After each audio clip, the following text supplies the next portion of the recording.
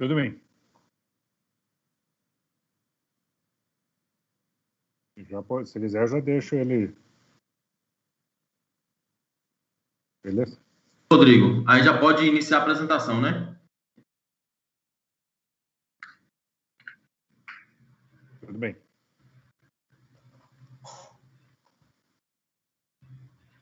Quando puder iniciar.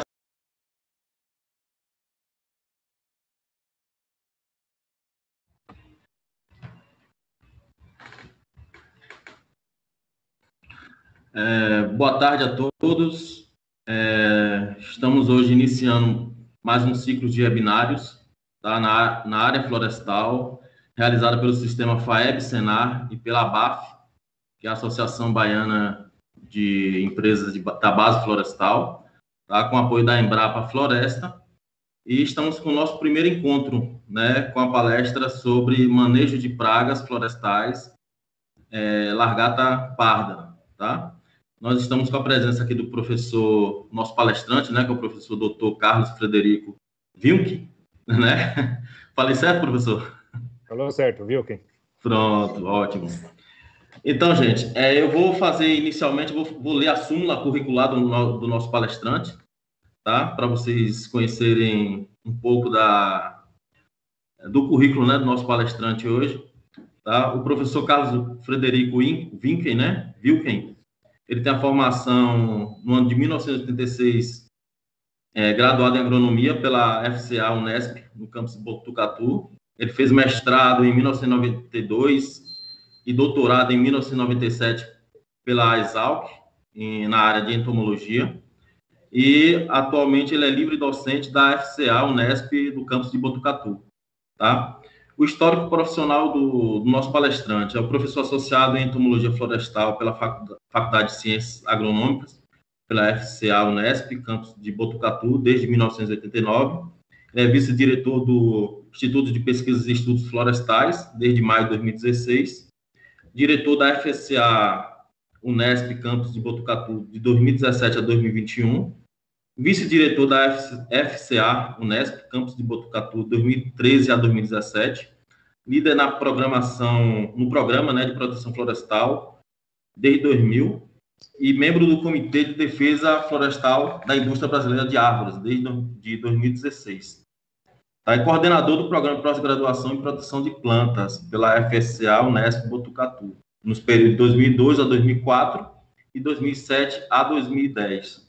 Tá? Os indicativos do nosso palestrante livros publicados, são 6 livros publicados, publicações em periódico com seletiva política editorial 162, capítulos em livros 11, teses de mestrados orientadas e já defendidas 35, teses de doutorados orientadas e já defendidas 20. Tá? Então, essa palestra nossa aí com o nosso palestrante vai ser com um palestrante de alto nível, né, de uma extrema capacidade e muita experiência aí na área, tá? Então, pessoal, antes da gente iniciar a fala do nosso professor, eu vou estar sempre colocando no chat, né, a lista de presença, tá? Então, todos podem ir já preenchendo a lista de presença para a gente poder, no final, né, a gente ter essa contabilização do número de participantes e ter a certificação também, tá bom? Aí eu deixo a palavra aí com o professor Carlos Winkler. Tá bom. Obrigado, Stenilson. Bom, boa tarde aqui a todos os que vão participar desse ciclo de webinários aqui, e agradeço o convite feito aí pela FAEB Senar e pela BAF, né, para a gente estar aqui hoje comentando sobre a parte de manejo de pragas florestais. Né, eu vi pela programação, vai ter acho que um seminário, um webinário desse por mês, né? Então o próximo acho que vai ser com a parte de formigas. Então, mas o manejo de pragas é um pouco mais amplo, a gente vai comentar sobre isso. E aí, como hoje nós temos muitas pragas florestais, eu vou focar aqui a apresentação principalmente no caso da cultura do eucalipto, né? Que hoje é uma cultura de bastante expressão dentro do estado da Bahia, né? A Bahia hoje se eu não me engano, acho que é o 4º maior estado, né, em termos de área plantada, tá? Principalmente na região do extremo sul e também no norte da Bahia. né, pensando como empresas florestais, e depois nós temos outros produtores, né, com a parte de produção de biomassa, bioenergia, né, em outras regiões do estado. Então, passa a ser uma cultura também importante para o estado da Bahia. E aí nós focamos, né, como são muitas pragas, a gente focou o tema das lagartas desfolhadoras, né, isso que foi, né, discutido junto com a coordenação aqui, por ser um grupo que vem causando os problemas mais recentes, né, nos últimos anos no estado aqui. Tá? Bom, rapidamente aqui, nós vamos comentar só sobre o que é o manejo integrado de pragas, né, que isso surgiu, na verdade, na década de 1970, porque antes disso, basicamente, o método tradicional de controle de pragas agrícolas, incluindo as florestais, era o uso de inseticidas químicos, né, e que começou a gerar uma série de problemas, né, devido ao uso excessivo na agricultura, no mundo inteiro, né, os problemas começaram a aparecer nos Estados Unidos, na Europa, no Japão, e depois começou a aparecer nos outros países, tá, no resto do mundo. E aí a proposta surgiu de pesquisas, né, de pesquisadores americanos, e que propuseram esse termo, chamado manejo integrado de pragas, né, e que a gente vai abordar aqui a sigla disso para frente, no mundo inteiro e muito conhecido aqui no Brasil, né, com relação a isso. Então, eu peguei assim, hoje tem uma centena de definições do manejo de pragas, eu peguei as duas aqui, original, né, de um dos professores da Universidade da Califórnia, que foi uma universidade que preconizou, né, que desenvolveu essa terminologia e essa proposta, tá, do MIP. Segundo Huffaker, é a filosofia e metodologia de restringir as populações das pragas a níveis não prejudiciais. E uma da década 1990, né, do professor Crockman, que foi aqui, escreveu um livro importante, é um dos primeiros na parte de manejo de pragas aqui no Brasil, é a utilização de técnicas para manipulação dos ecossistemas agrícolas, com o objetivo de manter a população dos insetos praga numa condição de não praga, né, de forma econômica e harmoniosa com o ambiente. Então, e se a gente pegar, né, o resto de todas as definições, nós vamos ver primeiro que todos os termos que usam redução, restrição de populações das pragas, dos insetos. Então, a primeira coisa que tem que ficar muito claro é que não é a espécie do inseto em si é praga. Né? Uma lagarta, né, um percevejo bronzeado, um psilídeo, né, pensando só nas pragas do eucalipto, né, ele não é praga. Né? Praga é população, é quantidade de insetos por árvore, por ramo, por tronco, por folha, né, dependendo do tamanho, por raiz. Então, nós temos que entender, né, qual é o nicho que o inseto está atacando, e quando essa população, essa densidade, essa quantidade de insetos, ele passa de um certo nível, dessa certa quantidade, ele vai causar danos ou prejuízos à cultura. Então, vai reduzir o crescimento, no nosso caso, na parte florestal, vai reduzir principalmente a produção de madeira, né? E pode até, então, dependendo do tipo de praga, de intensidade desse dano, levar até a árvore à morte, que é o pior dano possível, né? Porque aí, de fato, nós perdemos, vai dar para colher o que der ali, mas aí, para a área florestal, isso é importante porque é uma cultura perene.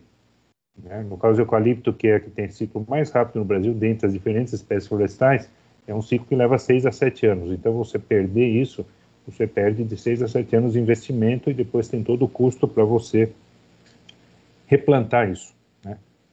Então, então, nós temos que conhecer essa população. Então, não é, eu tenho um problema aqui com lagarta, né? Mas se você vê uma lagarta, você não precisa ficar desesperado. Agora, nós discutir bastante aqui é como tentar avaliar essa quantidade de lagartas que pode causar isso. Tá? Na definição de baixo, né, entra esse aspecto do ponto de vista econômico, que era a primeira, né, abordagem que foi feita lá no passado, mas também aqui ele cita a questão de harmonia com o meio ambiente. Então, hoje, né, a sociedade em geral, ela tem restrições com relação ao uso de inseticidas químicos. Eles são uma ferramenta importante desde que sejam bem utilizados, né? Mas, de modo geral, a maioria da sociedade, né, prefere, se tiver uma outra opção não química, tá, e que ela possa ser usada, que isso vai ser, né, mais amigável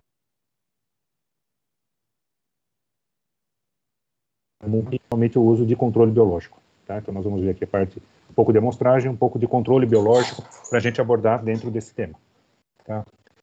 Então, o manejo de pragas, o manejo integrado de pragas, ou MIP, ele é baseado nesse triângulo, o tripé, que se baseia em três ações. Né? Primeiro, nós temos que avaliar o ecossistema. Tá? No nosso caso, um ecossistema de produção florestal. Né? O termo que é utilizado na agricultura chama-se agroecossistema, tá? Que é o ecossistema de produção. Tá? Então, o que nós temos, como avaliar isso? Né? Então, nós temos que considerar todos os passos de uma cultura agrícola ou florestal. Então, vamos pegar o nosso exemplo aqui, que a gente vai abordar com o caso do eucalipto. Então, nós temos que avaliar aqui, né, todos os passos, né, para a gente, né, do plantio até a colheita, né? Então, ver todo como é que vai ser o crescimento dessa árvore, quais são as fases que ela tem, né? Tem uma fase inicial, uma fase intermediária, uma fase final, onde vai ser feita a colheita. E aí a gente vai abordar que tem insetos diferentes que vão atacar em cada momento disso, tá? E aí nós temos que ver, então, esse estágio da planta, né? Ter os parâmetros de inventário, como é que está o crescimento da minha floresta, né? Em metros cúbicos por hectare, né? O que a gente chama de incremento médio anual. Então, nós temos que avaliar isso.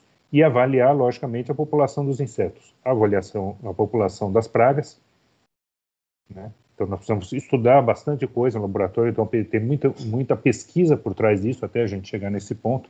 Então, a gente primeiro faz os estudos de laboratório, para depois a gente fazer a validação no campo. Mas eu tenho que saber, né, ou qualquer um tem que saber aqui na hora que vai, né, ter o problema no campo, qual é o ciclo biológico, né? Quantos dias leva para aquele inseto completar o seu ciclo. Tá? Depois temos que estudar também quais são os inimigos naturais, né, relacionados àquela praga. Né? Eles estão presentes, não estão? Quais são? Qual é o nível de população deles também? Porque em muitos casos os surtos das pragas ocorrem porque o nível de população de insetos está baixo. E isso não é só por causa do excesso, né? Normalmente a principal explicação é o uso excessivo de inseticida, causou um desequilíbrio biológico, esse termo às vezes é muito utilizado na área agrícola, e aí, né, você eliminou os inimigos naturais e a população da praga explodiu, e agora tem surto, o que eu faço? Tenho que usar mais inseticida, né, e tem toda essa discussão. Na área florestal, né, comparativamente com a agricultura, a gente usa muito menos inseticidas químicos, né, do que na agricultura em geral. Mas mesmo assim nós temos surtos de pragas, né, e às vezes pode ser por uma simples questão da sazonalidade, né, ou de época que aparece a praga e seu inimigo natural. Né, a maioria das pragas ocorrem, no caso, no período mais seco do ano, né, porque isso é desfavorável para os inimigos naturais. Eles precisam de néctar, às vezes de pólen, então eles precisam de flores, né, ou extratos nectários que as plantas têm, para ele poder se alimentar. Na época seca do ano ele não tem, tá? E aí o que acontece? Cai naturalmente a população do inimigo natural e aumenta da praga. Tá? Na hora que você começa a chegar, né, no período de chuvas, aí começa a ter essa inversão. Os inimigos naturais começam a aumentar e a população das pragas começa a cair naturalmente. Né? Então nós temos que conhecer isso. E aí depois como que nós vamos...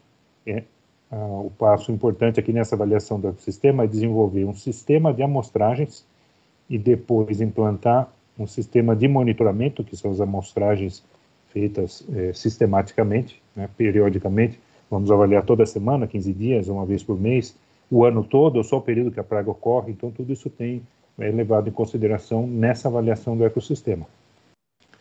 Depois nós temos a tomada de decisão. Né? Então, a gente conseguiu avaliar, fizemos lá a amostragem, sabemos quantas lagartas por 100 folha, por exemplo, está ocorrendo no meu plantio. Tá? Que a população de inimigos naturais está baixa, então, ou está alta. Então, a tomada de decisão é isso. Tá? Faço o controle ou não faço controle? Né? Não vou fazer nada porque tem bastante inimigo natural e eles vão controlar a praga. Isso ocorre na maioria dos casos, mas é muito difícil a gente conseguir avaliar. Tá? E mesmo a avaliação das pragas, né, para a área florestal, a gente vai abordar daqui a pouquinho, existe todo esse desafio por causa da altura das árvores. Né? Até com 1 ano e meio, no máximo 2 anos, a gente consegue ter alguma precisão, tá? Mas depois o que acontece? As árvores vão ficando altas, né? E aí quanto mais tempo ela vai ficar, quando a gente pegar um eucalipto de 6 anos, né, ele vai ter em torno de 25 a 30 metros de altura. E aí fica muito difícil da gente, no nosso nível, né, no nível do solo, olhar lá para cima e saber como é que está essa infestação. Então, ela acaba, a tomada de decisão, às vezes, em muitos casos, ela é subjetiva. Tá?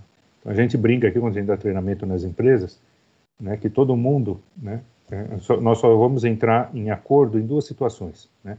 Quando é 0%, a gente chega lá, não tem inseto nenhum, né, da espécie que é praga, tá? Ou quando é 100% de desfolha. Tá? Entre o 0 e o 100, cada um chegar no que está com 50% de desfolha, eu acho que está com 60%, acho que está com 30%. Né? Então, isso só com o tempo. Né? As pessoas que trabalham, os técnicos que trabalham na área de proteção florestal, né, com a parte de pragas, entomologia, e aí começar a ter a ideia, a experiência, e aí, de fato, às vezes o olho dele pode ser até bastante importante, né? Pode ser até bastante preciso, mas ele vai perder esse tempo, né, no sentido assim, de tomar decisões erradas e você poder ter um desfolhamento que vai comprometer o seu investimento. Tá? E depois, então, tenho que fazer o controle. Tá? E o último, né, tripé, o último perna desse tripé, é a escolha do método de controle. Né? Que tipo de controle? Vou aplicar inseticida químico, inseticida biológico, vou escolher uma espécie ou um clone resistente de eucalipto? Né? Existe isso no mercado? Então, isso tem que ser avaliado para depois a gente tomar a decisão certa. Essa sequência que eu passei para vocês é a sequência lógica, né? Sequência que deveria ser seguida. Mas, infelizmente, a sequência sempre segue o contrário, na prática. Né? Porque, na maioria dos casos, né, às vezes, o produtor não está esperando a praga, né? Não está preparado para ela, ou começou a ocorrer lagarta desfolhadora. Não avaliei antes. Né? E aí eu já estou começando a ter desfolha, estou começando a ter perdas, então aí o que eu tenho que fazer agora? Está na emergência. Eu preciso controlar o surto. E aí, né, nós podemos até fazer a escolha certa ou a escolha errada. Tá? E aí depois, assim, deu certo o método de controle, tudo bem, ano que vem aparece de novo, vou fazer a mesma coisa. Né? Mas aí tem a questão importante disso, que é o custo de você fazer esse controle. Então, você fala assim, mas agora eu vou ter problema todo ano eu vou ter, né? Vou ter que ter um trator, né, com um turbo atomizador para conseguir atingir a copa, vai chegar um momento que eu não atinjo, né, vou ter que contratar uma empresa para fazer aviação agrícola, né, a aplicação aérea, né, que produto que eu vou usar, qual é o custo desse produto, às vezes de um ano para o outro ele aumenta, alguns são em base de dólar, então, né, e o dólar hoje oscila bastante, então nós precisamos pensar nisso. E aí depois o que acontece? Aí chegam os produtores e falam assim, ó, temos essa praga, ela está aparecendo todo ano, agora precisamos controlar sempre, porque quais são os outros métodos que a gente tem para reduzir o nosso custo? Aí nós vamos ver como é que nós vamos tomar essa decisão para depois chegar, né, de como monitorar. Né? Então, infelizmente, ela roda o contrário. Tá? Esse quadro que eu estou mostrando agora aqui é a questão de como é que nós estamos com essas pragas. Tá? Então, pensando aqui algumas, né, pegando só na cultura do eucalipto, tá? Mas nós temos, né, a praga-chave principal da cultura. A praga-chave é aquela praga que ocorre sempre e que nós precisamos ter foco. Então, qualquer produtor florestal pode plantar eucalipto, pino, seringueira, né, guanandi, a espécie que quiser. Ele sabe, ele se preocupa, ele sabe desde o início, por causa né, se ele conversar com os vizinhos, ou com o pai, ou com o tio que planta, tal, que formiga cortadeira, principalmente, né? Então,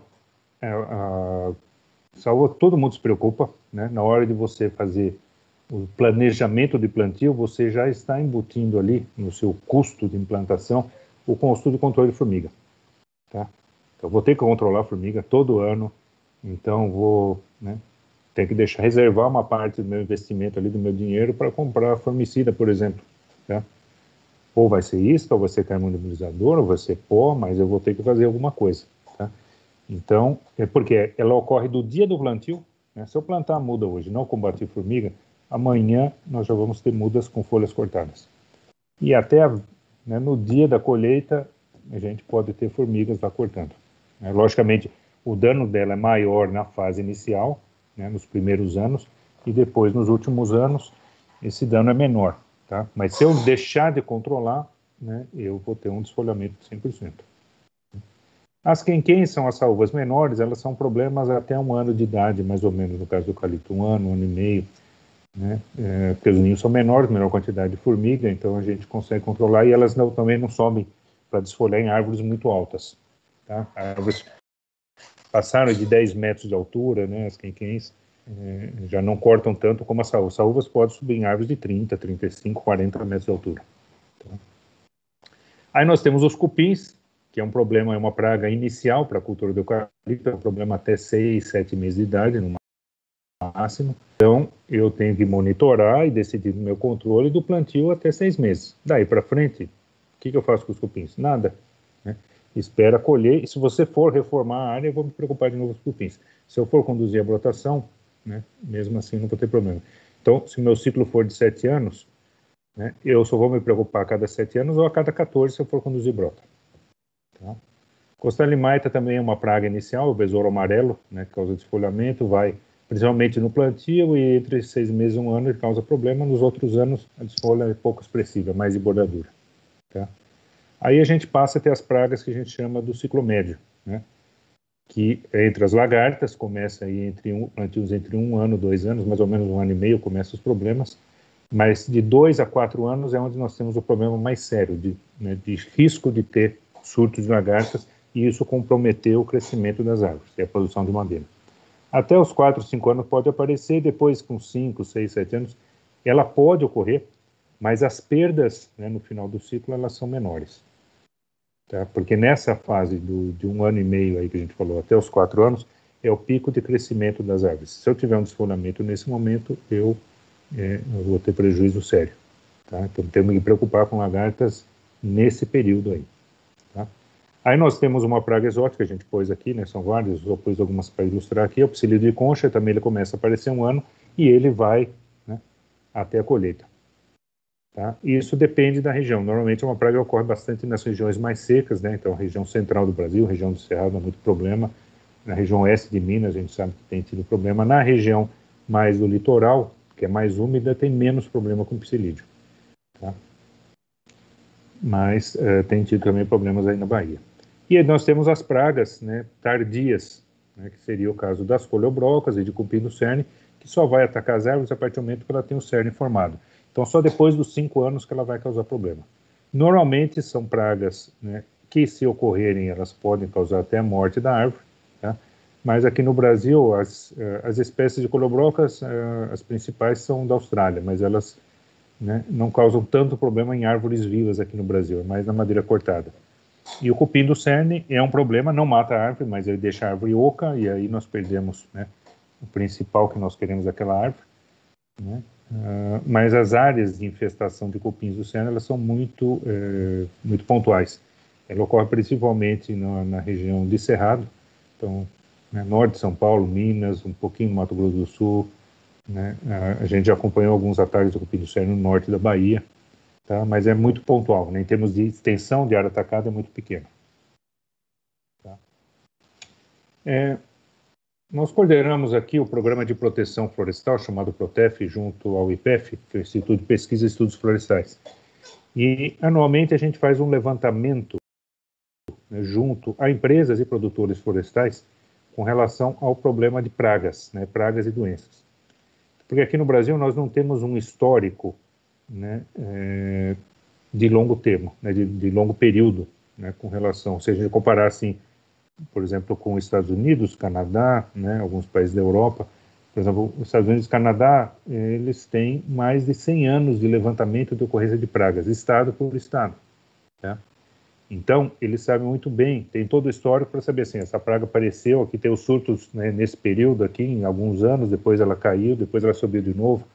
Então, eles sabem, por exemplo, hoje, se tem algum efeito de mudanças climáticas, né, está aumentando, está piorando ou não o problema de pragas, eles conseguem saber isso, eles têm um histórico muito longo. E quem faz isso é o Serviço Florestal desses países. Né? Aqui no Brasil, o Serviço Florestal brasileiro, ele ainda, apesar de ter sido já criado, né, se não me engano, acho que uns 12 a 14 anos, ele ainda é muito incipiente. Né? Basicamente, o Serviço Florestal brasileiro, ele ainda tem foco principalmente na conservação nas áreas, nas unidades de conservação, né, parques, nacionais aí, a floresta amazônica, áreas de proteção ambiental, né, para evitar aí os incêndios ou os cortes ilegais, né, contrabando de madeira, etc. Né, nós não temos ainda uma visão, né, não vou dizer que não tem visão, até tem, acho que digo que tem visão, não tem gente, tá, para se preocupar com outras coisas, principalmente com a área de proteção. Mas a gente vem fazendo esse levantamento desde 2010. O formulário hoje é tudo feito pela internet, né, tudo eletrônico. E aí, ano a ano, a gente vai fazendo isso. Então, esse já é um histórico, então aqui nós já temos 11 anos, né, a gente começa a ter uma ideia de uma série histórica para a gente entender como é que está o problema. Tá? Isso aqui não representa a área total de plantio de eucalipto. Né? Então, para entender esse gráfico aqui, a barra azul é a área levantada, ou a área respondida, em termos de plantios de eucalipto, de fato. Tá? E a barra aqui meio marrom ou laranja aí que vocês estão vendo é a área infestada com pragas em geral, tirando formigas cortadeiras e cupins, né, que ocorrem 100% da área no caso de formigas, então a gente só deixou todas essas outras pragas. Então, vamos pegar aqui 2010, teve 15, o número aqui embaixo, esses N's é o número de empresas ou produtores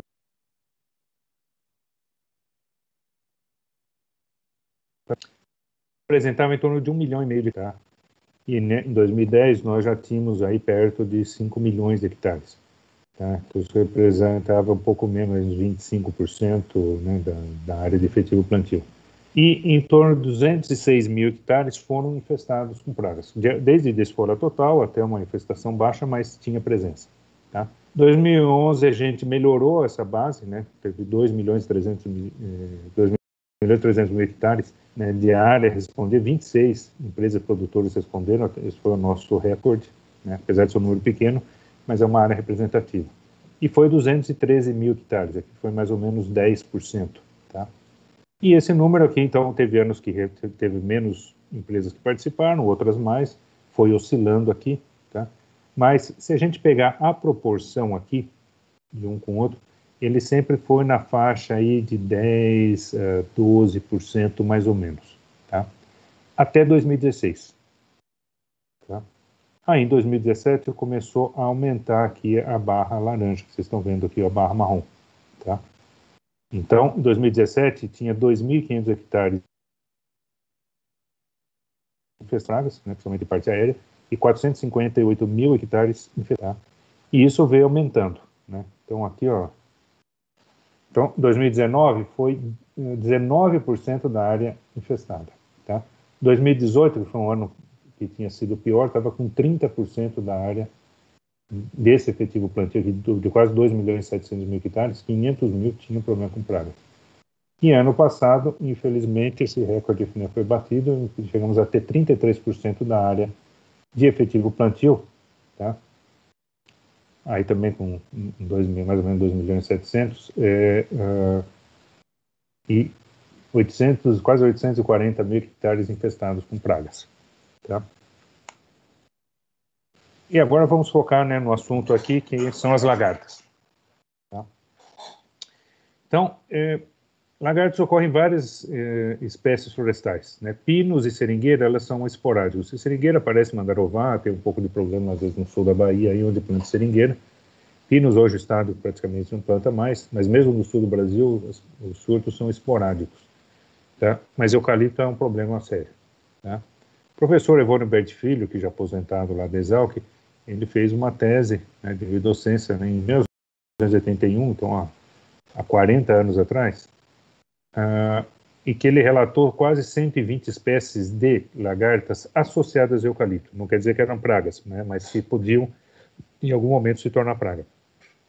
Se a gente atualizar, a gente hoje estaria falando em torno de mais ou menos entre 140 e 150 espécies, né, de lagartas que podem se alimentar de eucalipto. E hoje nós temos aí por volta de, se a gente listar aí, são de 12 a 13 espécies que de fato podem ser consideradas como pragas e que vão demorar o nosso e a gente vai comentar aqui. Tá? A questão da avaliação subjetiva a gente já comentou aí na parte do MIP. Tá? E do nosso levantamento, agora focando aqui, todas essas outras que eu passei aqui, ó, desses 33%, né, que foi problema aqui com pragas, vamos ver só a questão agora das lagartas. tá? Então, o histórico. Tá? Aqui a gente tinha ainda um pouco histórico já no ano anterior, 2009, a gente conseguiu resgatar isso aqui, né?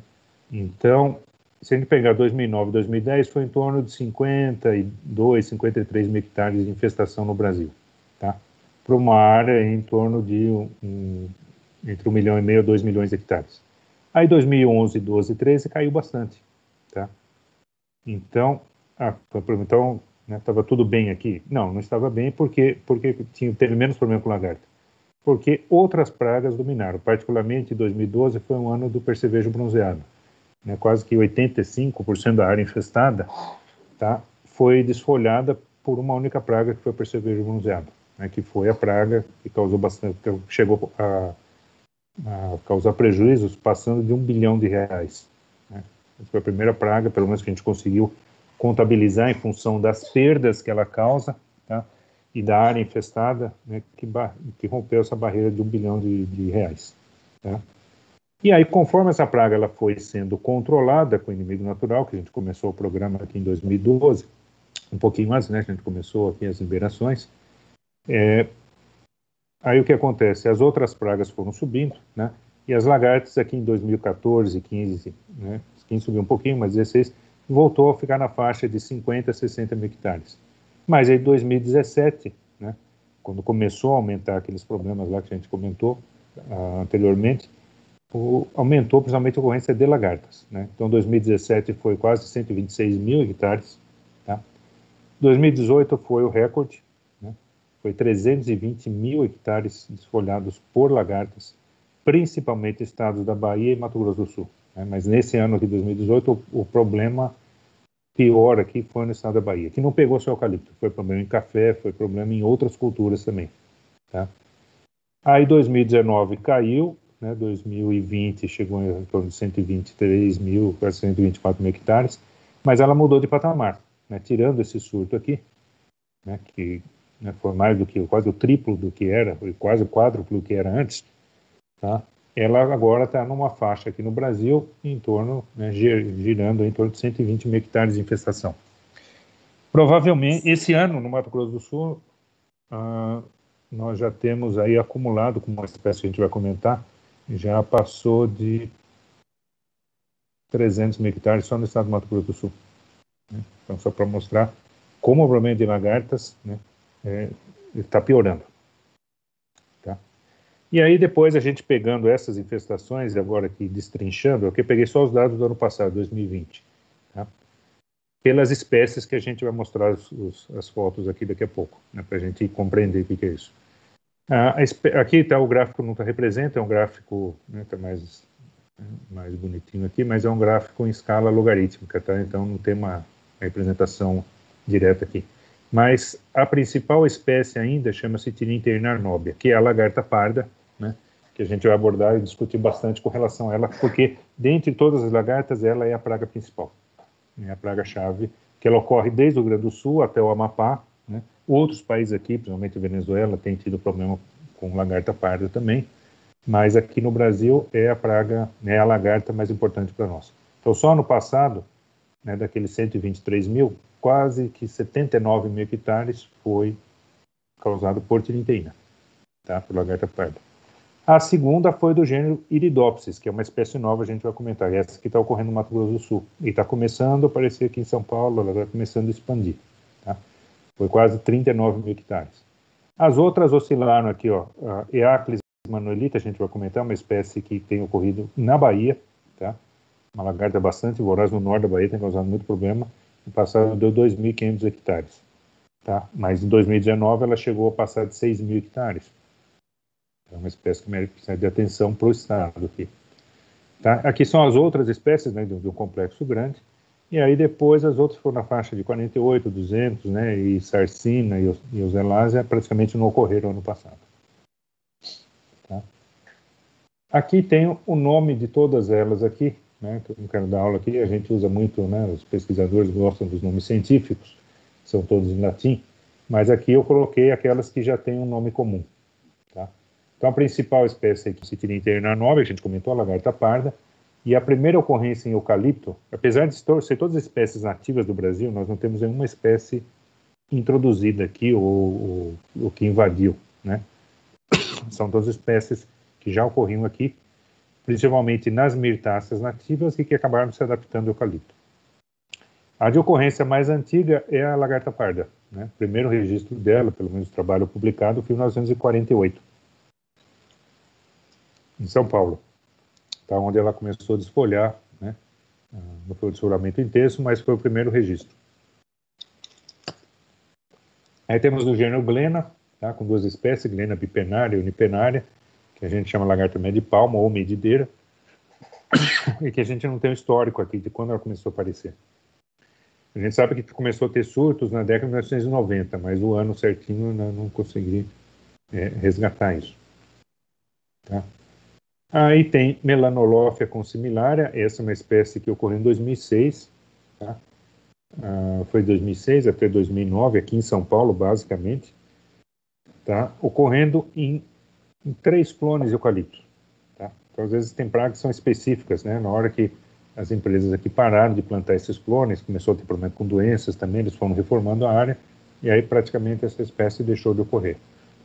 Então, uma forma de manejo é até a gente, se a gente souber e tiver esse tipo de informação, a gente pode também escolher a espécie mais adequada para a nossa área.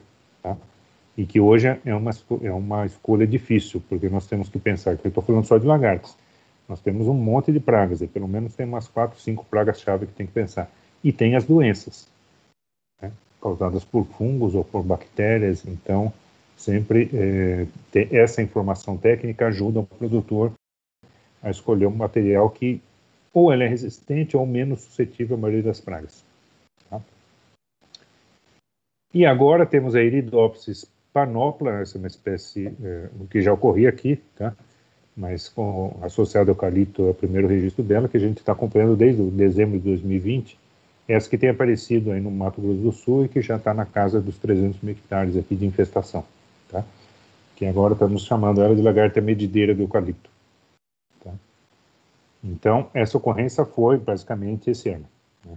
Se a gente for precisar mesmo, seria dezembro de 2020. Tá? Aí, todas essas são da família Geometridae. São essas lagartas popularmente a gente chama média-palma. Né? Porque eu separei aqui por família e não por ordem alfabética, para ficar mais fácil. Porque em outros países, onde tem também, né, a parte florestal importante, a gente pegar Estados Unidos, Canadá, Chile, né, quando tem ocorrência de lagarta, normalmente elas são da família Geometridae, as mais importantes. Tá? Que não é muito comum na área agrícola. Tá? Então, essa família, ela, digamos assim, ela já está adaptada, desde a sua evolução, a atacar principalmente árvores. E quando a gente faz plantação de árvores, a tendência é aumentar a ocorrência delas. Tá? Dificilmente elas aparecem em culturas anuais. Então, nós não vamos ter problema em soja, em milho, em feijão, em algodão, com esse tipo de lagarta. Existe muita lagarta que é praga, mas é uma outra família que está adaptada às condições de atacar durante o verão, né, de cultivos anuais, de ciclo mais rápido. Essas lagartas gostam mais de área fechada, sombreada, que é a área florestal, ocorre mais durante o período de seca. Né? Então, as lagartas que ocorrem nas espécies florestais, e eucalipto aqui, né, ela difere um pouco dos problemas que nós temos na agricultura em geral. Tá? Aí nós temos aí o Pseudossoma aberrans involuta, que é a lagarta cachorrinho, depois eu vou comentar, isso aqui já faz uns 10 anos que não vem causando problema sério. Sarcina violacens, que é a mariposa violácea. O primeiro registro dela foi em 1975, mas desde 2000, praticamente aí 2004, se não me engano, 3 ou 4, ela começou a ocorrer no norte da Bahia, uma espécie importante para o estado aqui. Tá? Aí nós temos Nystalea nisus, que é a lagarta dragão, Epsorocampa denticulata, que é a lagarta verde. Né? A Nystalea ela ocorre mais aqui na região de litoral, então o Espírito Santo já tem muito problema, sul da Bahia, de vez em quando aparece em Minas, em São Paulo, mas ela não está presente, mas não causa muito surto. Os surtos são mais, ela parece que gosta mais do calor e da umidade. Tá? Sorocampa denticulata ocorre na região de Cerrado, mais em Minas Gerais. Tá? Aí tem a Patelode cerícia e Isolase auceros, que é a lagarta de procissão. Então vamos, né, só ilustrar aqui para ficar mais fácil. Né? Então aqui, no caso da lagarta parda, Tirinteina arnóbia, a preferência dela é colocar os ovos nos ramos mais finos, né? E eles, conforme vai passando os dias, eles mudam de cor. Então, inicialmente eles são de verde claro, passa amarelo, vermelho, até ficar totalmente preto quando, aqui eu ampliei, né? Quando as lagartas estão formadas, elas comem a tampa do ovo, saem para começar a desfolhar. Esse ciclo aqui de ovos, né, leva 9 dias, em média. Tá? Aqui são lagartas já no estágio final, o mimetismo, né, ela tenta ficar parecida com o ramo seco. Quando a gente vê num ramo verde, é fácil a gente identificar a lagarta. Mas às vezes ela fica naqueles ramos mais secos, e aí você não presta atenção, às vezes você passa despercebido quando a infestação é baixa. Quando a infestação alta de muita lagarta, fica fácil a gente localizá-la. Tá? E aqui ela mostrando ela comendo as folhas de eucalipto. Tá? Aí ela faz um casulo, se transforma em pupa dentro desse casulo, e aqui nós temos as mariposas. Né? A fêmea é bem maior que o macho, chega a ser 3 vezes o peso dela. Tá? Normalmente as asas são mais claras, né, com o abdômen bem avantajado aqui, porque ela põe muitos ovos, a gente vai mostrar os dados daqui a pouco. Os machos são menores, né, um pouquinho mais escuros, né, mais acinzentados. Às vezes é um pouco marrom também. Tá? E essa lagarta, ou essa espécie, ela não perde tempo. Né? A mariposa, a fêmea que acabou de sair do lulo, está esticando as asas, o macho já está lá fazendo a cópula, já achou a fêmea, e na mesma noite, né, que ela já começa e coloca em torno de 1.200 ovos em média. Dependendo do clone da espécie, pode passar de 2.000 ovos. Então, é um potencial reprodutivo muito alto. Né? E esses são os dados, né? Apesar de ser assim, né, uma tabela, muito número aqui, mas a interpretação desses dados é importante para o produtor. Tá? Que são estudos básicos, né, de biologia que a gente faz em laboratório. Isso aqui eu peguei de vários artigos, né, vários trabalhos, teses que foram feitas com essa espécie, com a lagarta parda, né, com a Tirinteina arnóbia, né, em espécies e clones híbridos de eucalipto. Tá? Então aqui a fase de ovo, período embrionário, leva 9,4 dias, vamos arredondar 9 dias. E essa segunda coluna aqui, o que eu escrevi viabilidade, é quantas de fato sobrevivem nesse estágio. Tá? Logicamente, esse é um trabalho feito em laboratório, desconsidera alguns fatores de mortalidade que pode ter no campo. Né? Variação muito grande de temperatura, predação, parasitismo, doença. Mas vamos pegar os dados que nós temos aqui. Né? Agora, quando não aparece nada disso, esses dados confirmam no campo. Então, a fase de ovo é 93% de viabilidade. Tá? A duração da fase lagarta, da fase larval, 29 dias. Vamos arredondar aqui, um mês, 30 dias. Tá? 86% de viabilidade, que é bastante alto. Tá? Ela tem de 5 a 8 istas, né? A fase de pupa leva 9,4 dias, né? Vou arredondar para baixo aqui, 9 dias, também com viabilidade alta, 84%. Tá?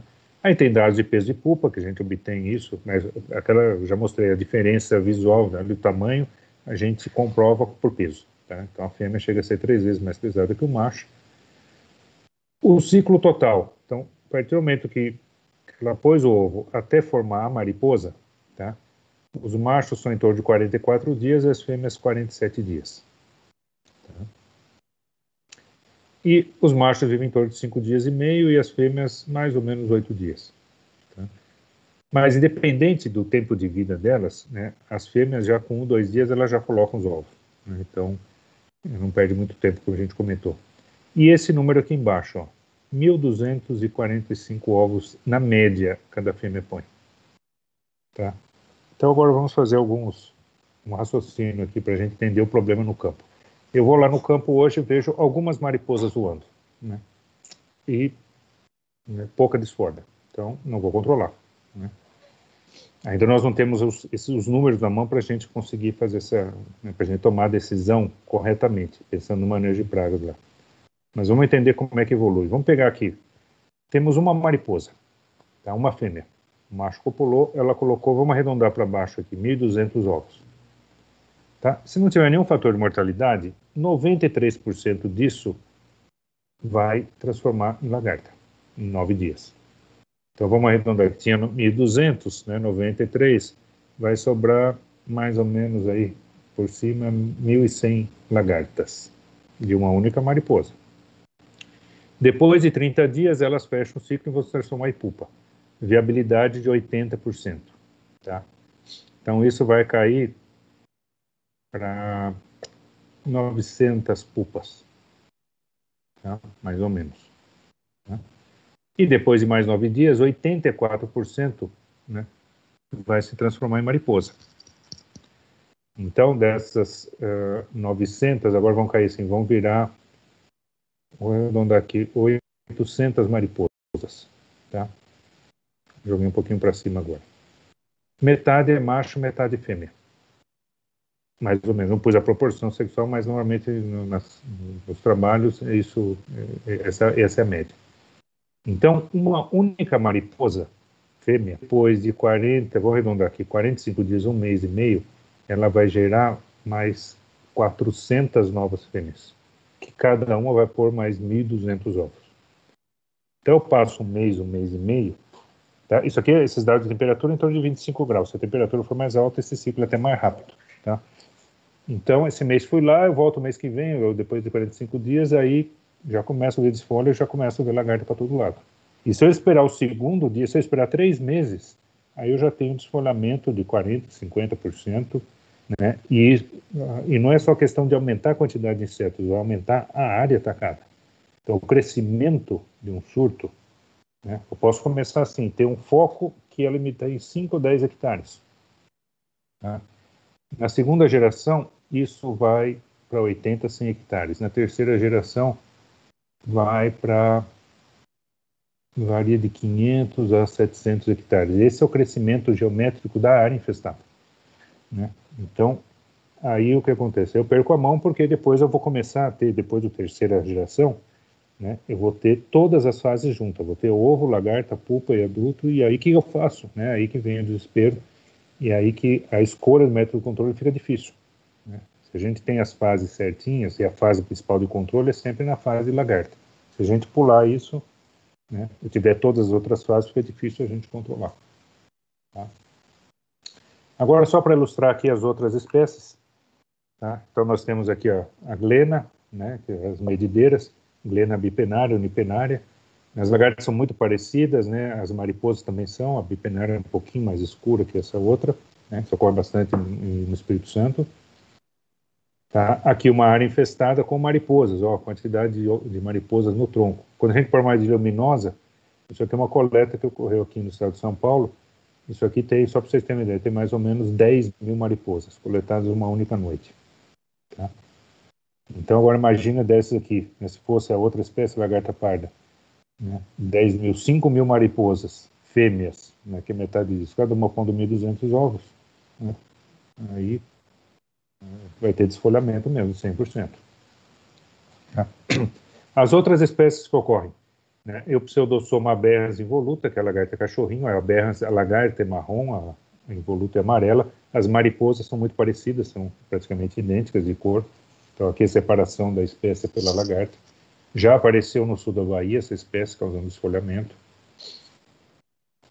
A Sarcina violacens, que é a mariposa violácea, essa é uma espécie importante aqui para a Bahia, já teve surtos grandes, já cheguei a acompanhar surtos no ano de quase 20 mil hectares com essa espécie. Tá? Região de Alagoinhas, passando também um pouco para Sergipe.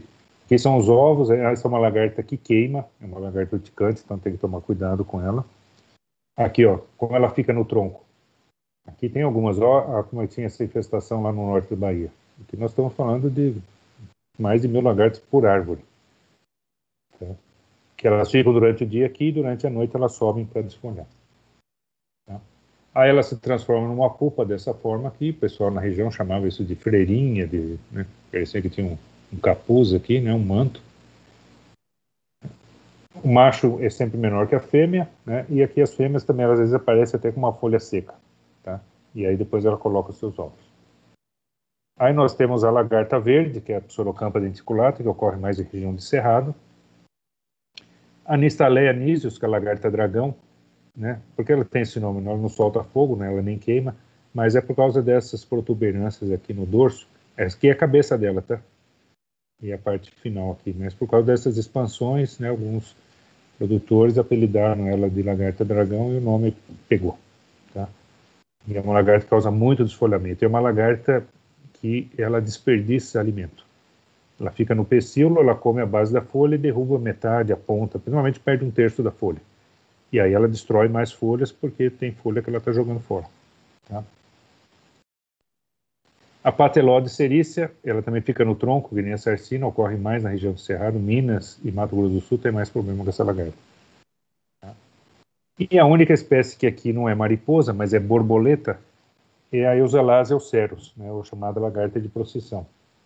Então ela põe os seus ovos na folha, as lagartas elas ficam todas juntas, né? Por que a gente chama de procissão? Porque depois que elas desfolham, elas saem em fila indiana, né? Parece que está fazendo procissão e vão para outra folha e começar. Os machos são pretos e alaranjados, as fêmeas são mais cinzas aqui, mas dificilmente a gente vê surtos, né, com desfolhamento dessa lagarta. Ocorreu na década de 1980 em Minas, né, mas ela, a gente considera ela uma bioindicadora. Normalmente ela aparece antes das outras, no início do período seco, e se ela aparece, a gente tem que se preocupar, porque depois vem a lagarta parda, ou vem as medipalmos, ou a mariposa violácea, então ela é uma bioindicadora. E não tem muito surto porque tem um parasitóide de ovos que é muito efetivo, dá 90% de parasitismo, então elas começam a população crescer, ela cai naturalmente, sem a gente precisar fazer nada. Tá? E particularmente aqui para a Bahia, né, essa é uma lagarta que a gente vem estudando, tá? Começou a aparecer na região norte, né, região lá perto das Lagoinhas, tá? Que a gente achava que chamava-se Actis ducalis, mas né, quando chegou os insetos aqui, a gente começou a criar, né, percebemos aqui que os adultos, né, características dos adultos não batiam muito com os insetos que nós tínhamos no nosso museu aqui. Enviamos para identificar na Universidade Federal do Paraná e ela foi identificada como Iaclis manuelita. É uma espécie recente, né, digamos assim, é nativa do Brasil, mas ela foi classificada recentemente e não tinha registro na Bahia. Tá? E essa aqui é a lagarta. Tá? Eu pus aqui embaixo, né, teve uma tese de uma orientada minha, defendeu ano passado, e ela fez a biologia dessa espécie aqui. As mariposas são grandes, tá? Essa aqui é a fêmea, ela chega a medir quase 10 centímetros com a asa aberta. Tá? E a lagarta também, ela chega a medir 8 a 9 centímetros de comprimento. Então, nós testamos aqui a biologia, alguns clones, né, só pus aqui no clone 144, que é o mais plantado hoje no Brasil. Ela consumiu 1.600 centímetros quadrados. O que quer dizer isso, professor? A lagarta parda, que é a principal lagarta, né, que ocorre praticamente no Brasil inteiro, cada lagarta ela consome 120 centímetros quadrados. Essa come 1.600. Ela come quase 12 vezes mais que a outra. Então, essa lagarta, a Tirinteina nova, a lagarta parda, ela precisa mais ou menos, por lagarta, 6 folhas para fechar o ciclo. Essa lagarta chega a comer 10 folhas por dia. Então, o desfolhamento é intenso, né? E quando as lagartas são muito grandes, como essa, é difícil, às vezes, a gente fazer controle, mesmo químico. Tá? E aparecem outras lagartas de vez em quando, né? Lagarta gelatina, lagarta aranha. Essa aqui é uma outra Eaclis, né? Essa é a Eaclis ducalis, pode aparecer, nunca deu surto, tá? Essa aqui é uma lagarta urticante, que aparece principalmente em Minas Gerais. Então a gente pode ter, como eu falei, tem 140, 150 espécies, mas normalmente essas outras não nos preocupam muito. A tirinteína, tá? Ela causou 400 mil hectares de surto em Minas Gerais na década de 1980, 6 anos. Em São Paulo, a gente pegou todo o histórico dela até 93, foi 60 mil hectares. E na Bahia, de 2015 a 2017, né, período recente, foi 200 mil hectares. Tá? Então, no Brasil, nesse mesmo período aqui, ó, depois eu puxei o dado de 2018 também, foi 560 mil hectares. Né? Então, praticamente quase um pouquinho menos da metade, 40% da área infestada no Brasil inteiro foi no estado da Bahia. Tá? Então, essa é uma espécie que é importante para o estado também. Principalmente na região central do Brasil, os surtos vão de fevereiro a agosto, no período seco. Tá? Aí na Bahia, como o período, né, dependendo da região, ele varia, né, um pouco. O extremo sul chove mais, né? Agora tem tido seca nos últimos anos, então começa a ter problema mais sério com lagarta. Mas algumas regiões, ao sul, todos eles, no período de seca, se vocês me corrijam se eu estiver errado, mas normalmente vai aí de agosto, setembro até dezembro, né? E esse é o período que ocorre mais, né? Depois começam as chuvas lá para principalmente fevereiro e tal, então a época que ocorre no Nordeste é um pouco diferente do que ocorre no resto do Brasil. Tá? Essas são algumas fotos do desfolhamento que ela pode causar. Isso aqui é uma foto de 1992, aqui em São Paulo, em Eucalipto Saligna, 100%. Essa é uma foto de 2007, aqui em Lençóis Paulista, São Paulo, 100% de desfolha. Tá?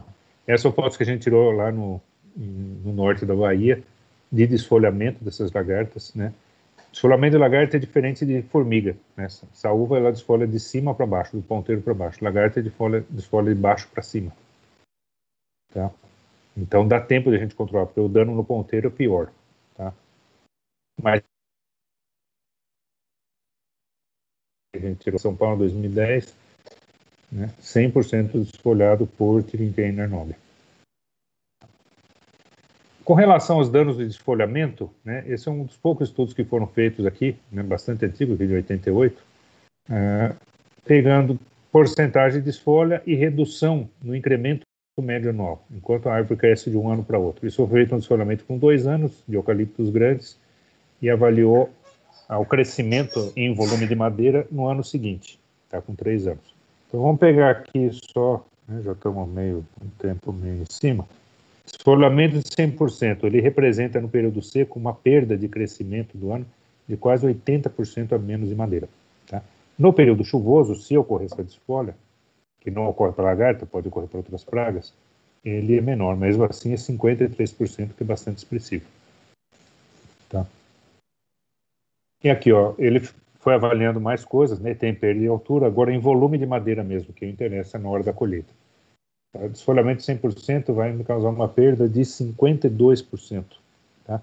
Tudo bem que isso foi a avaliação do segundo para o terceiro ano, mas se a gente chegar até o sexto, sétimo ano, essa perda vai ser aqui, ó, em torno de 40%. Esse é um trabalho mais antigo, de 78, mas foi feito um inventário numa área de desfolha natural mesmo, por 31. Tá? Então, desfolha de 100% vai me perder, na época aqui, né, uma produtividade menor, era 25 metros cúbicos a menos de madeira na colheita, e era uma perda de 40%. Tá? Então, esse número é importante para a gente ter na cabeça. Como avaliar a população de lagartas? Que eu falei agora, pensando no manejo de pragas. Então, avaliação do ecossistema. Tem que fazer amostragem. Né? Já foi tentado várias coisas aqui no Brasil. Uma é o choque químico, a gente aplicar um inseticida por nebulização, derrubar as lagartas, né, com piretroide, e aí a gente conta, né, esse número de lagartas que caem. Hoje é pouco utilizado, a gente vai comentar várias fotos, a gente vai explicar esse problema. Tá? A outra é a amostragem de ramos, então a gente tem que cortar esse ramo com um podador, um podão, né, e aí tem empresas que contam por ramo ou contam por lagartas por 100 folhas. Então eu vou cortando ramos e vou contando até dar 100 folhas. Aí eu conto, né, por exemplo, eu tenho uma lagarta por 100 folhas, não é problema. Né? Tenho 10 lagartas por 100 folhas. Né? Se eu souber, por exemplo, ela vai me cobrar 6 folhas, então ela vai me dar um desfolhamento de 60%. Tá? Então isso já é um nível de dano alto. Tá? Então tem empresas que fazem isso. O problema disso é a altura dos plantios. Então, até um plantio com 2 anos, a gente consegue cortar esses anos, senão tem que começar a derrubar a árvore. Tá? E derrubar a árvore, quanto mais alta ela for, os lagartos vão cair no meio do caminho e a gente não consegue ter a precisão. Tá? Uma coisa que é muito utilizada é a avaliação de desfolho, né, que eu falei, é no olhômetro. A pessoa entra lá e acha que está com 50%.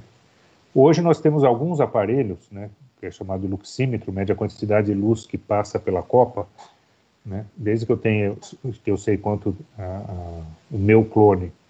Porque tem clones que fecham completamente a copa, tem clones que têm copa estreita, mas eu tenho que primeiro, né, avaliar uma situação sem desfolha, né, sem a praga, para depois ver, conforme ela vai aumentando esse desfolhamento, eu vou só avaliando no aparelho. Ou então eu tiro fotos, né, com celular mesmo, eu chego na área, tiro de cima para baixo, e depois hoje tem alguns softwares que fazem essa quantificação, né, da área de luz que está ali em cima, e a gente consegue melhorar esse nível de precisão nessa avaliação. Tá? Então aqui algumas fotos só para a gente ver. Ó. Choque químico, isso aqui é um trabalho feito já quase 30 anos atrás lá em Minas, que a gente estava fazendo para tentar mostrar isso. Então aqui é um termonebulizador, joga essa fumaça com inseticida, né, de ação de choque, né, um piretroide, e depois os lagartos têm que cair aqui. Qual é o problema de a gente usar essa técnica? Tá? Quanto mais alta for as árvores, mais difícil dessa fumaça subir retinha. Não pode estar ventando. Qualquer brisa leva fumaça com inseticida para fora. Aí nós temos que levar o pano atrás. Tá? Para nós aqui na região centro-sul, tá? Surtos eles ocorrem durante o nosso inverno, que é essa época do ano que é seca. Tá? E que o ar é mais frio e que a fumaça não sobe. Então eu só consigo fazer essa amostragem a partir das 2 horas da tarde, até umas 5 horas, mais ou menos. Não consigo avaliar isso o dia inteiro. Tá? Então, choque químico, além dos riscos, né, de quem está fazendo aplicação, né, tem que usar EPI, não está usando, na época não era exigido, hoje precisa ter. Tá? A avaliação de ramos, né, seria isso aqui, ou de desfolha. Então, eu teria que olhar aqui, ver quanto tem de desfolha, ou cortar os ramos para contar o número de lagartas. Tá?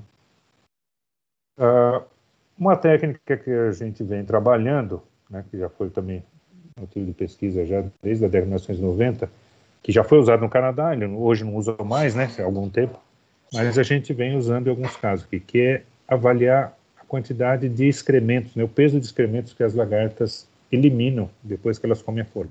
Já que elas comem muita folha, elas também, né, produzem muitos excrementos. Tá? Então, a gente vai comentar um pouquinho disso aqui. Aí tem contagem do número de ovos. Então, isso é feito para a espécie de borboleta, né, porque não tem outra forma de avaliar. Na sarcina, a gente consegue contar o número de lagartas por tronco. A gente mede lá, por exemplo, 25 centímetros numa seção de tronco, conta quantas lagartas, vê mais ou menos qual a altura da árvore, até onde tem, e a gente consegue ter uma ideia mais ou menos precisa.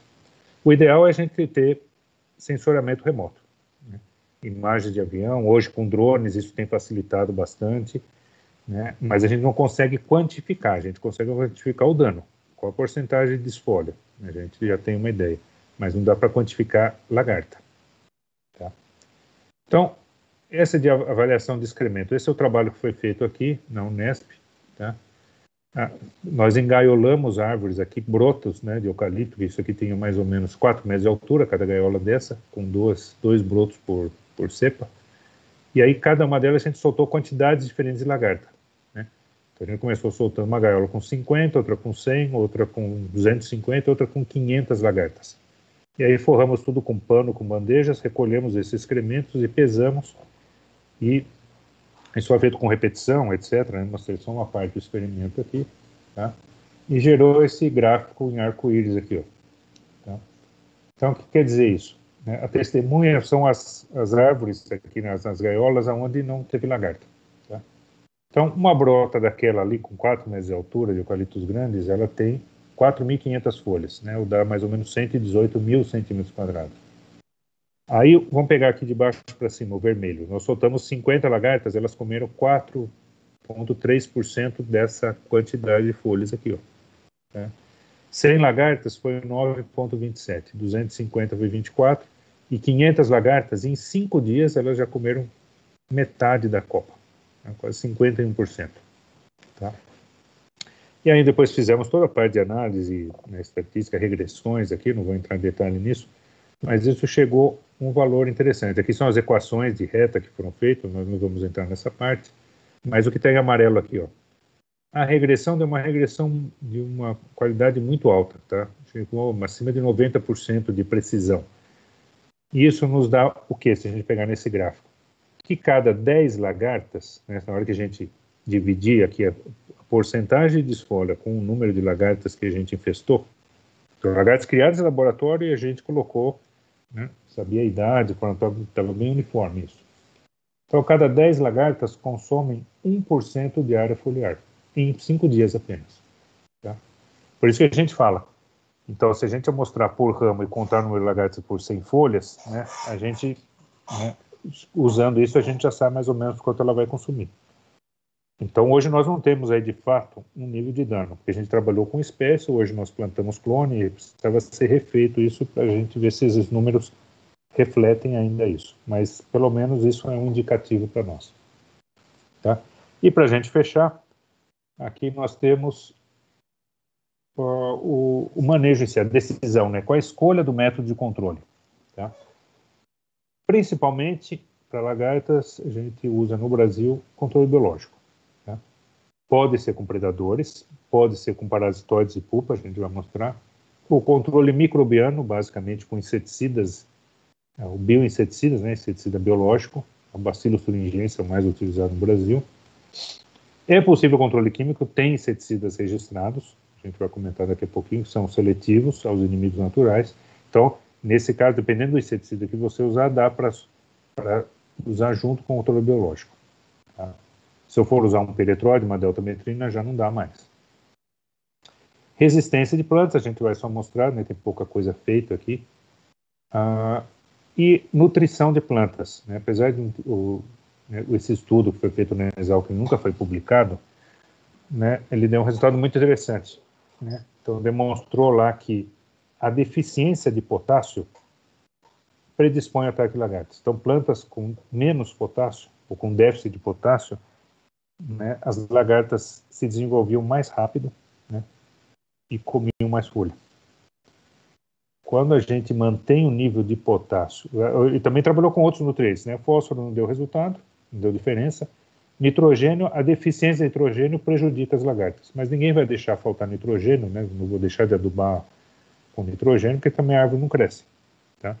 Mas a do potássio foi interessante, tanto que muitas empresas, eu vou falar a situação aqui, né, no estado de São Paulo, nós temos uma região perto de Botucatu e Itatinga, que é um grande maciço florestal. São várias empresas, nós temos aí mais ou menos, só nessa região, uns 80 mil hectares, tá?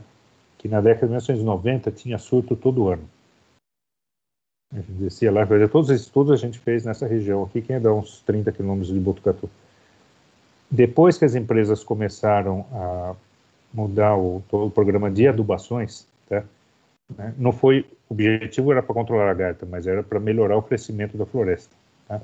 Mas na hora que eles começaram a parcelar o potássio, não pôr só no plantio, mas depois fazer adubação com 3, 6 meses, 1 ano, né, dividir em 3 parcelas, o problema de lagartas aqui praticamente desapareceu. Tá? Tem outras regiões hoje, não, mas nós estamos adubando com potássio e mesmo assim tem lagartas. E depois a gente vai comentar aí no final que isso está relacionado com aumento do período seco do ano. Tá? Então, as mudanças climáticas estão ocorrendo. Né? Eu já acompanhei a região sul da Bahia, o extremo sul da Bahia. É uma região que, na média, antes chovia em torno de 2.000 milímetros de chuva por ano. E o surto, quando deu esses surtos aí, né, em 2017, 18, 19, foram anos de seca, tá? Que já estavam vindo antes. Né? Chegou a cair a 1.800 milímetros, numa região que chovia 2.000. Tá? Então, aí predispôs ao ataque de várias pragas, né, incluindo as lagartas. Né, o que está acontecendo no Mato Grosso do Sul, ano passado foi seco, né, teve aquela onda de calor enorme em setembro, né, não sei como é que foi na Bahia, mas aqui em São Paulo, Minas, Mato Grosso do Sul, essa região do Mato Grosso do Sul chegou a 42, 43 graus no dia, né, à noite caía para 35. Né, isso estressou as árvores. E quando começou a chover, elas começaram a produzir folhas novas, as lagartas vieram e nós estamos com o surto lá agora. Tá?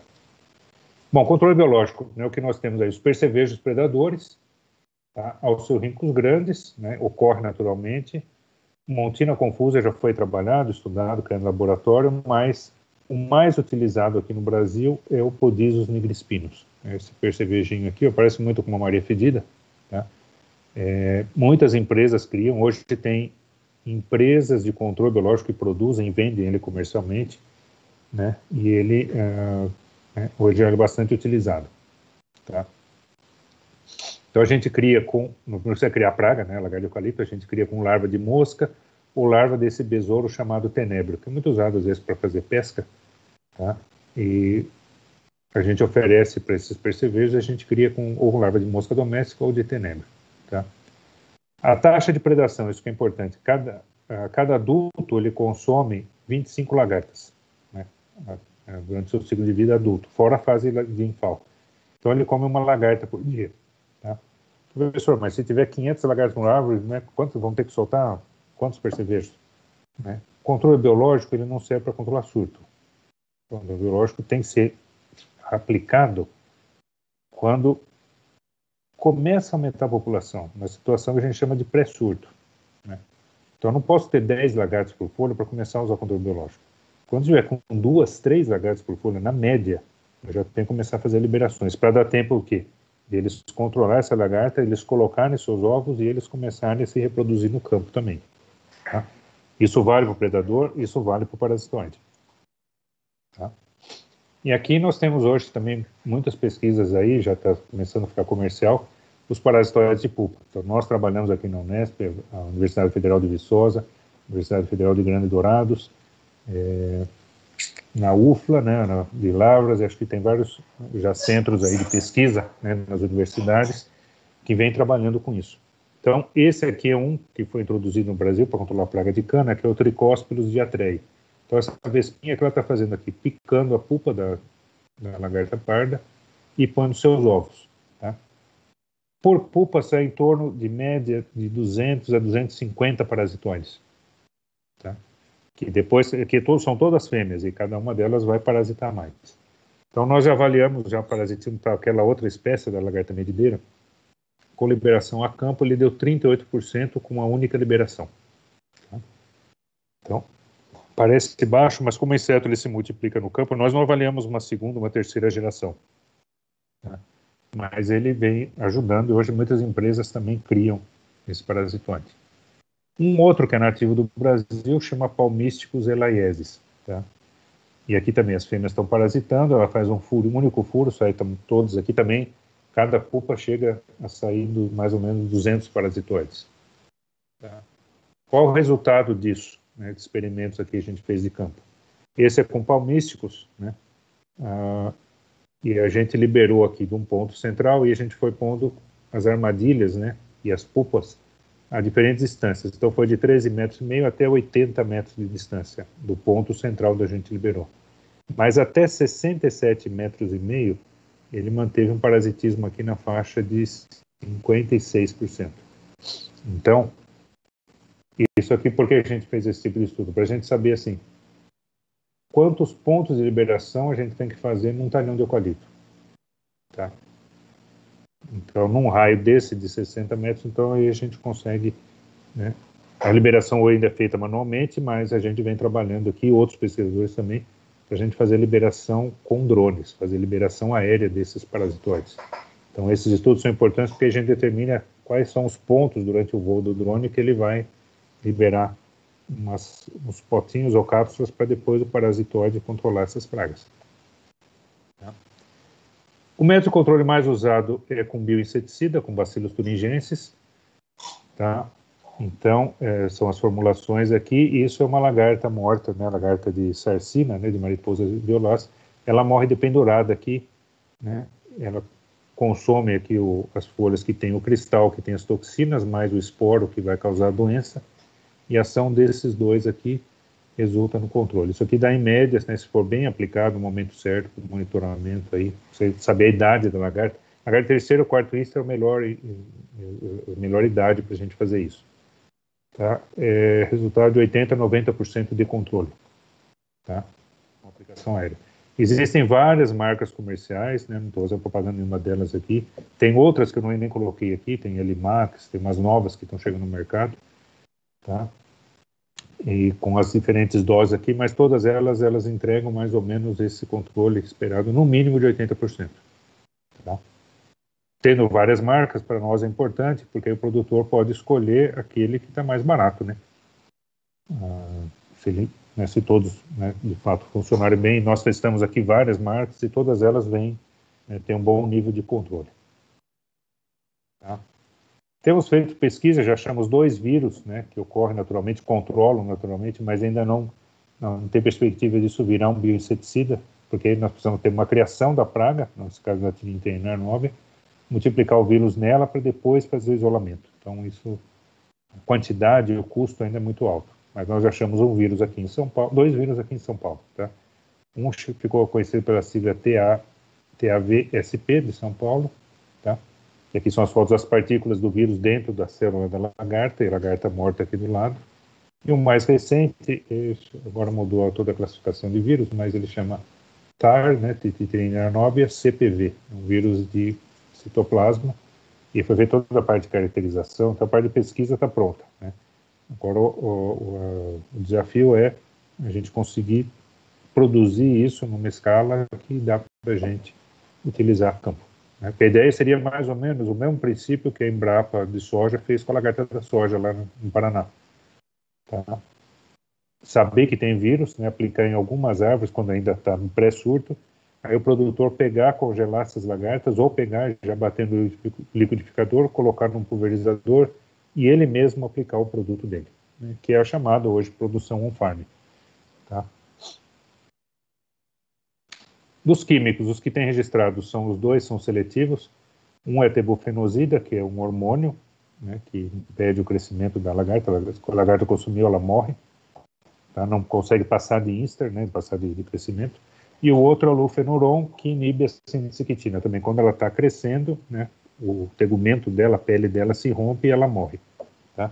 Então, esses dois são seletivos, não afetam os inimigos naturais, não afetam abelhas. Então, e esses são os que têm registro hoje no Brasil. Ainda tem, acho que se não me engano, tem a deltametrina, o DCIS, né, tem registro também, mas ele não é seletivo. Tá? Então, aqui uma aplicação terrestre para um plantio desse, que isso aqui tinha mais ou menos 1 ano e meio, 2 anos de idade, ainda dá para fazer, mas o rendimento da operação é baixo. Tá? Um trator desse, ele numa situação plana, mais ou menos aqui, ó, ele consegue fazer no máximo 10 hectares por dia.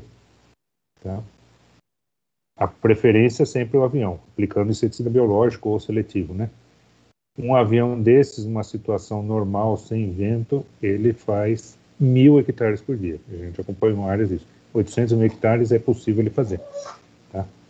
Então, né, a gente pensa no rendimento, né, não tem comparação. A aplicação aérea é muito melhor. Porque se a gente monitorou a área e a lagarta está no terceiro, quarto íster, né, começou a me causar dano, quanto mais rápido eu fizer esse controle, né, mais rápido eu consigo controlar todas as lagartas. Então agora, se o seu avião faz 1.000 hectares por dia, quantos conjuntos de trator o produtor precisa ter para fazer a mesma área, se ele tiver uma área dessa? Tá? Mas vamos pegar, tem os 100 hectares, não precisa ter muito, vamos pegar um produtor de pequeno a médio. Tá? Ele vai levar 10 dias para fazer isso. Tá? Em 10 dias, essa lagarta já está começando a empupar. Tá? E o que ela virou a fase de pupa, o inseticida não controla mais, nem o químico. Tá? E aí o que acontece? Daqui 30 dias, 30, 40 dias, eu tenho que voltar na área que pode ser as que escapar do controle e vão me reinfestar a área. Aí eu vou ter que fazer a aplicação de novo. Tá? Então, o problema da aplicação terrestre hoje é a diferença de custo, né? O custo da aplicação aérea hoje está na faixa, deve estar na faixa de uns 30, no máximo R$ 40 por hectare. Aqui em São Paulo, essa época do ano que ninguém usa na agricultura, o pessoal consegue contratar 35 reais o hectare. Tá? O trator, pelo rendimento dele, tá? Por hora trabalhada, pensando que tem um tratorista aqui e tal, ele vai sair, a gente quando ele fez essas contas uns 2 anos atrás, ele sai em média R$ 100 o hectare tratado. Sem produto, tá? Não estou pondo produto na história, estou falando só comparação de métodos. Tá?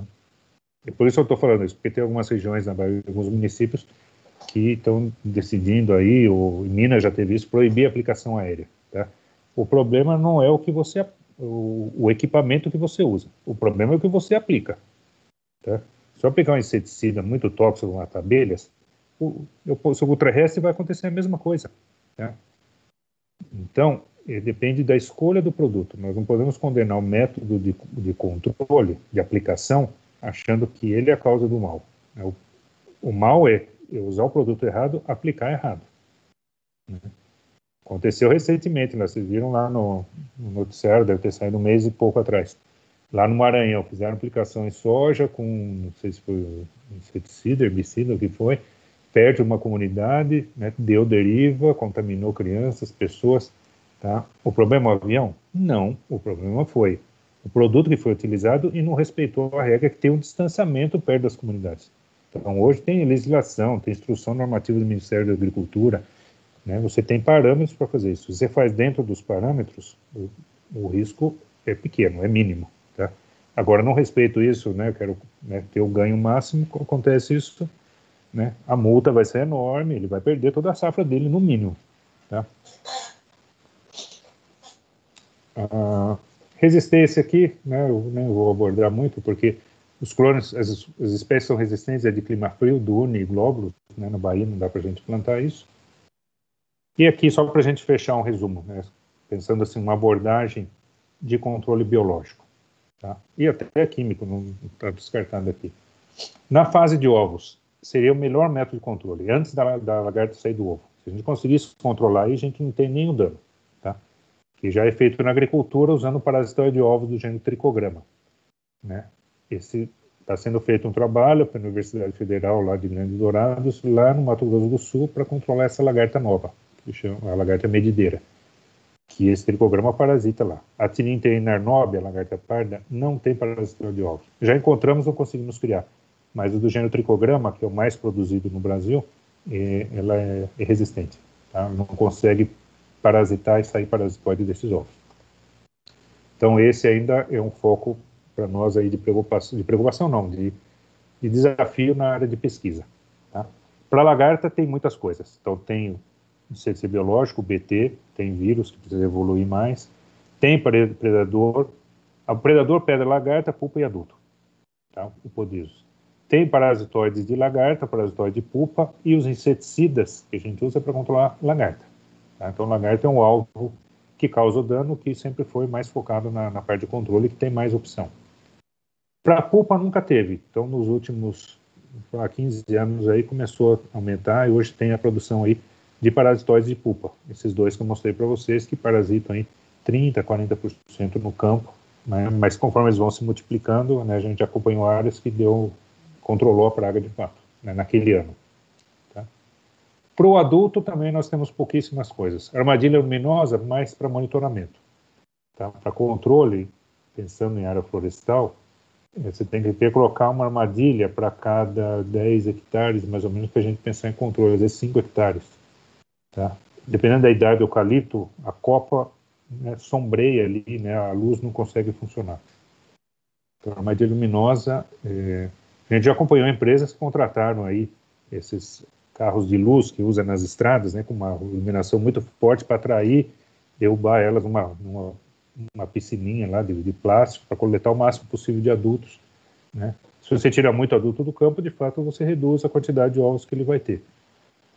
Mas para o produtor médio aí é um custo inviável, tá?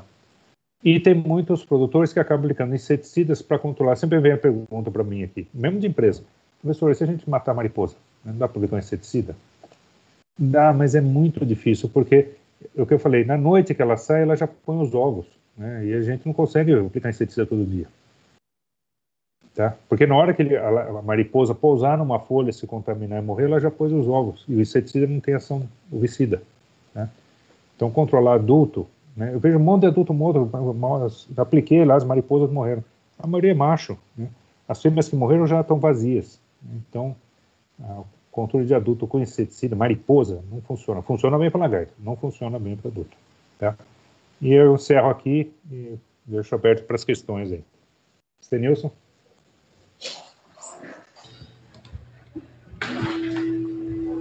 Quase estou tempo, eu falo muito. Não, que é isso, professor. Queria agradecer aí mais uma vez, né, pela explanação, excelente explanação, e pelo professor ter compartilhado esses seus conhecimentos aí com a gente. Eu tenho certeza que todos estão satisfeitos aí com a palestra, uma excelente palestra, tá? tanto o sistema FAEB Senar quanto a BAFA, tenho certeza que a gente estamos, né, lisonjeados pelo aceite do convite, em estar participando desse ciclo de webinários, tá, da área florestal. E, assim, vamos ver se temos pergunta. Temos pergunta? A gente poderia aguardar uns 5 minutos para ver se entra pergunta. Tem pergunta no chat para a gente passar por. Sem problema, estou à disposição. Antes de mais nada, eu queria também pedir para os participantes também preencher a lista de presença. É fundamental, tá? Que vocês preencham para vocês terem a certificação também. E deixar nosso agradecimento aqui também à Yara, né, Vasco, do setor de comunicação, projetos e eventos, e o Wilson, Dr. Wilson Andrade, diretor executivo da BAF, e ao nosso gerente de programas, né, o Gabriel Menezes, né, que deu início deu pontapé inicial a esse projeto de ciclo de webinários na área florestal, tá? E vamos aguardar 5 minutos para ver se surgem perguntas.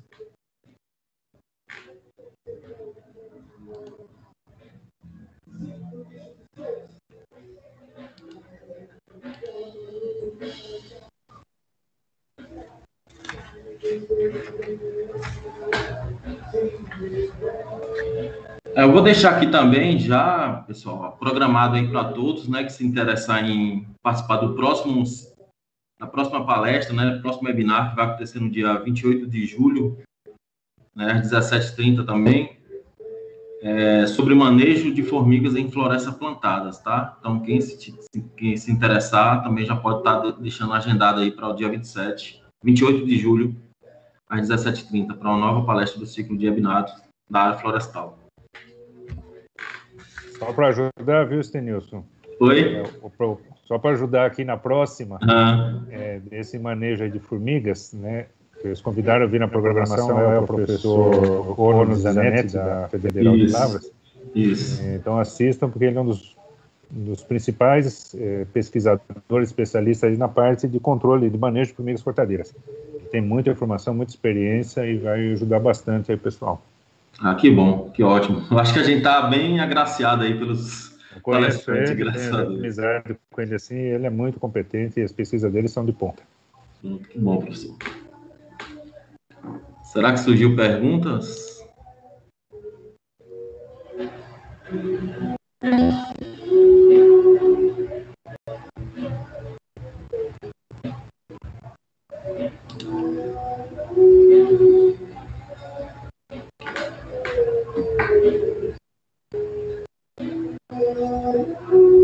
Então, podemos finalizar então, né? À vontade. Já que estamos sem pergunta, então eu creio que, pessoal,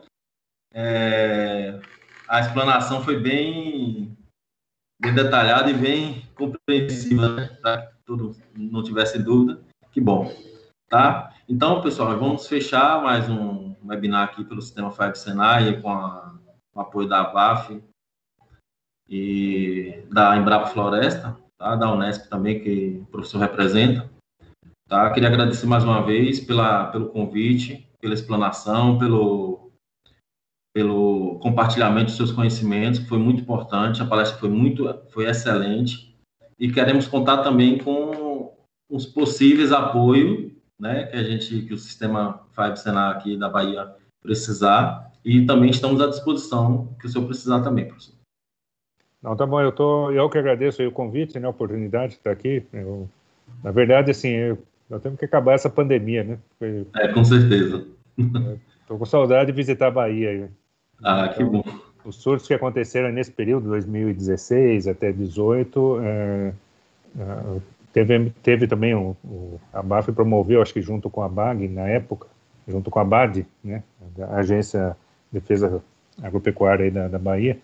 Nós fizemos várias reuniões no sul da Bahia, mas eram presenciais e tal. Então, aí já temos essa, digamos assim, essa parceria aí, então me coloco à disposição. Eu sei que tem aparecido, começando o surto de novo aí, na região sul e no norte da Bahia, né? Vai chegando aí a época mais seca e vai ter problema, mas a gente fica à disposição aí para ajudar os produtores. Tá bom então, professor. Muito obrigado. Tá bom, obrigado. Boa noite a todos aí. Boa noite a todos também.